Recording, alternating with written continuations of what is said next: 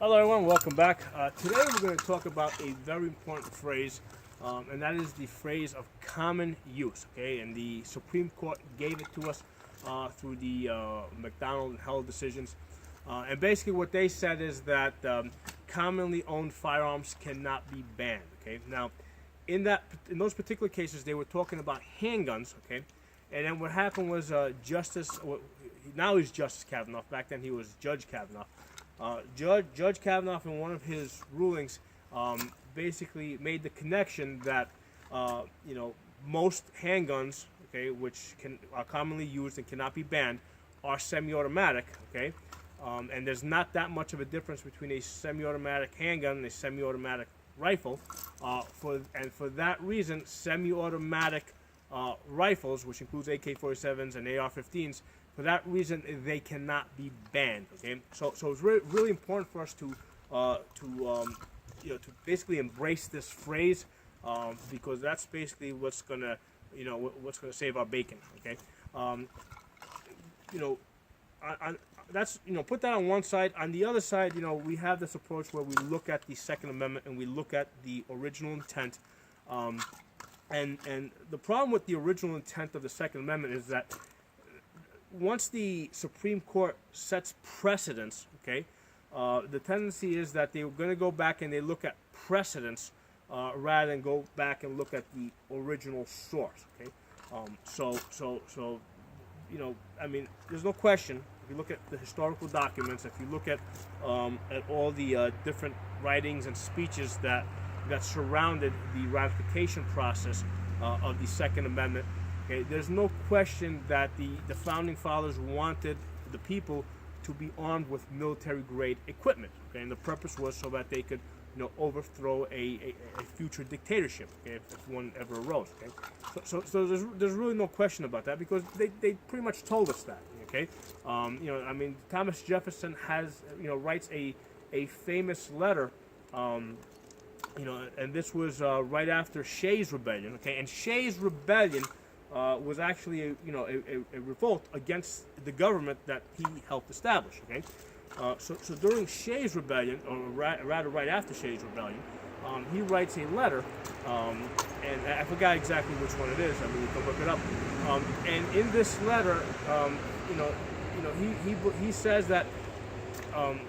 He believes that even though that particular rebellion was founded in ignorance, that's the term he used, he supported the spirit behind it, okay? And what he said is it reminded the leaders that the people maintain the spirit of resistance, okay? Those are the words that Thomas Jefferson used. So even though he thought that particular rebellion was bad, he liked the idea of the rebellion, and in fact, in that same letter, he said, "God forbid we ever go 20 years without such a rebellion." Okay, so basically, Thomas Jefferson is actually advocating for a revolt, okay, an armed revolt, at least every 20 years. Okay, and in his letter, he says, "Let them take arms." Okay, that's what Thomas Jefferson says. So there's no question about the original intent of the Second Amendment. It is so that the people can protect themselves against a future dictatorship. Okay. Now, the problem that we're facing, okay, is that basically the Supreme Court gets to interpret, what all these laws and what all these laws mean. So the way that they work, and they don't have to work this way. It's just that the tradition that the Supreme Court has adopted, okay, is that rather than going back to the original Constitution, what they're going to do is they go back one step at a time. So what they're going to do is they're going to go back and first look at any Supreme Court cases that covered that specific matter, okay, rather than go back to the original, the original source. So when the McDonald decision came up, they basically went back and they looked at the Miller decision, which was like a 1934 case. So I think that was like one of the first gun control cases that came up. And in that case, basically the Supreme Court established that there could be some gun control, even though I firmly believe the Second Amendment doesn't allow for gun control. The Supreme Court accepted it. Okay, but but even though we lost some ground in that area, we did gain something out of the Miller case. What we gained out of the Miller case is that it was established that basically arms meant ordinary military equipment. And it makes sense since arms is short for armaments. Okay, and the subject in question during the Miller case was a sawed-off shotgun, and the court said that the sawed-off shotgun was not covered by the Second Amendment because the sawed-off shotgun did not serve a military purpose. Okay, so it wasn't a military arm, and for that reason it wasn't covered. Okay, so we got something out of that in the sense that military-grade equipment is covered by the Second Amendment.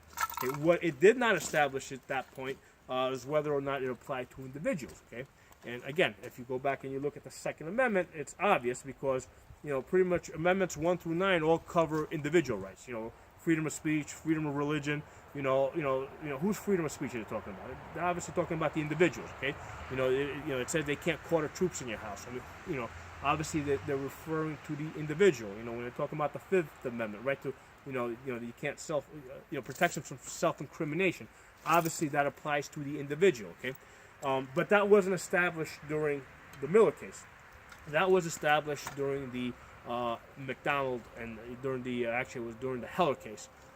That's where that was established, and then later it was reaffirmed in the McDonald decision. So in those cases, basically the Supreme Court finally accepts that yes, it's an individual right. Okay. So now the next time a case comes before the Supreme Court, what they're going to do is they're going to go back and they're going to look at the last gun case that came up and look at that for guidance. That's just how they work. Okay. And if they don't find satisfaction there, then it's like if they don't find satisfaction in the McDonald case, then they'll go back to the Heller case. They don't find what they're looking for there, then they'll go back to the Miller case. If they don't find what they're looking for there, then they'll go back to the original source. They'll go back to the Second Amendment. Okay. So where we are right now, we have to work with these court cases, and in these court cases, in the last ones that came out, it says that commonly owned firearms cannot be banned. So basically, what that means for us is if there's whatever guns we love, we need to mass produce them as much as possible and basically spread them like confetti paper all over the United States. Okay, so we can establish that they are in common use. Okay, so the more AR-15s that we sell, the more safe we are, and the more our right to own them is set in stone, so to say. Okay, but anyway, thanks for watching. I'll talk to you guys next time.